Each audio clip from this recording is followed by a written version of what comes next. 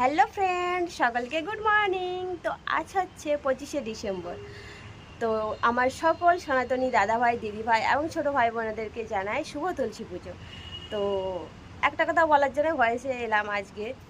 তো আমি নিজেকে একটা জিনিস নিয়ে খুব গর্ববোধ মনে করি, সেটা হচ্ছে প্রথমত আমি একজন হিন্দু ঘরের মেয়ে, দ্বিতীয়ত আমি হিন্দু ঘরের বউ।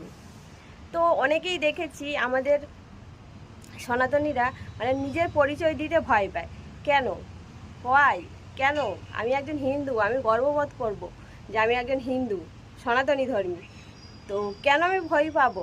অনেকেই দেখেছি রাজনীতিতে জড়িয়ে কিংবা রাজনীতির ভয়তে মানে নিজের ধর্মকে পরিচয় দিতে ভয় পায়।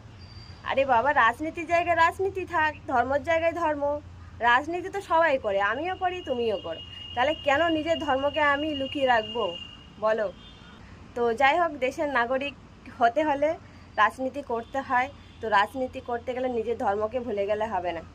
তো সেই জন্য আমি নিজেকে খুব গর্ববোধ মনে করি যে আমি একজন হিন্দু ঘরের মেয়ে এবং হিন্দু ঘরের বউ, আর আমি একজন হিন্দু সনাতনী ধর্মী। তো যাই হোক, অনেক কিছু বলে ফেললাম।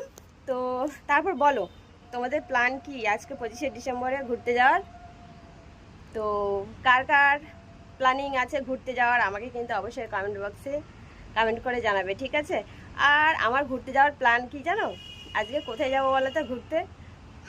বাড়িতেই রান্না করব, খাবো দাবো আর শোবো, এটাই হচ্ছে আমার প্ল্যানিং আজকে, ঠিক আছে? তো চলো, টাটা।